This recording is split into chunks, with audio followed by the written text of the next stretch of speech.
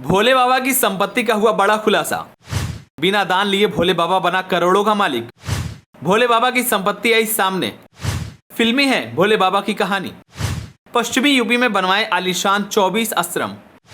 हर जिले में गठित किया है ट्रस्ट। जिले में लोगों को जोड़ने के लिए बनाई हम कमेटी।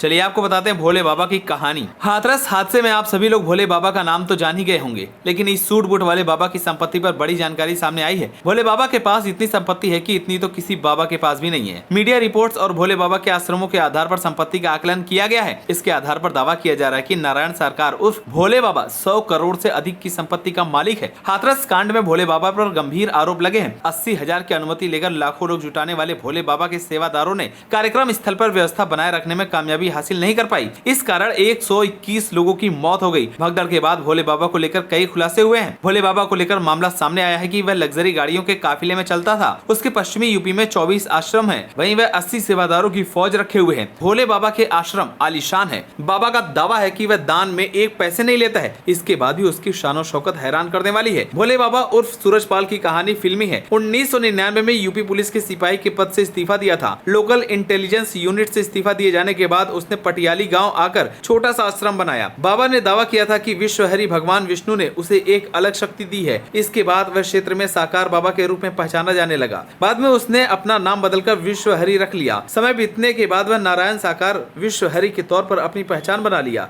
हालांकि भगवान विष्णु का अवतार घोषित किए जाने के बाद उसे फायदा अधिक नहीं मिला, तो उसके नाम के आगे भोले बाबा भी जोड़ दिया गया।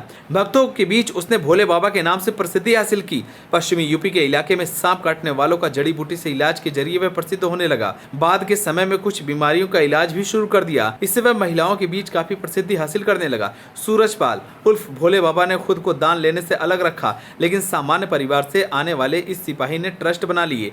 सूरजपाल की छवि ट्रस्ट के जरिए भोले बाबा के रूप में प्रसिद्ध होने लगी। इसके बाद वह अपने प्रभाव को मध्य प्रदेश और राजस्थान तक फैलाया। मैनपुरी में भोले बाबा का आलीशान आश्रम है। आश्रम में 6 कमरे भोले बाबा और उसकी पत्नी के लिए रिजर्व है। इस आश्रम में 80 सेवादारों की फौज लगाई गई है। वह आश्रम की सुरक्षा में लगे रहते हैं। बाबा का आश्रम करीब 21 बीघा इलाके में फैला हुआ है। वहीं बाबा के काफिले में 24 से 30 लग्जरी कारें रहती है। बाबा खुद फॉर्च्यूनर से चलते हैं। मैनपुरी का बिछुआ आश्रम 3 साल पहले बना था। यूपी में कहीं भी कार्यक्रम हो तो वह इसी आश्रम में आता जाता है। 21 बीघे में बने आश्रम को करीब 4 करोड़ की लागत से तैयार कराया गया है। मैनपुरी आश्रम सीधे बाबा के नाम पर नहीं है। राम कुटीर चैरिटेबल ट्रस्ट की ओर से इसका निर्माण कराया गया है। यहाँ पर 200 लोगों के दान देने की बात कही है। बाबा के इस आश्रम में सबसे अधिक 2.5 लाख और सबसे कम 10,000 रुपए दानदाता का नाम अंकित है। इस प्रकार बाबा खुद दान न लेकर ट्रस्ट के जरिए दान लेने की बात पुख्ता होती है। भोले बाबा का आश्रम प्रदेश के कई स्थानों पर है। कानपुर के बिधनु इलाके के कसुई गाँव में 3 बीघे जमीन पर आश्रम बना हुआ है। वहीं इटावा में 15 बीघे में आश्रम बना हुआ है। सराय भूपत के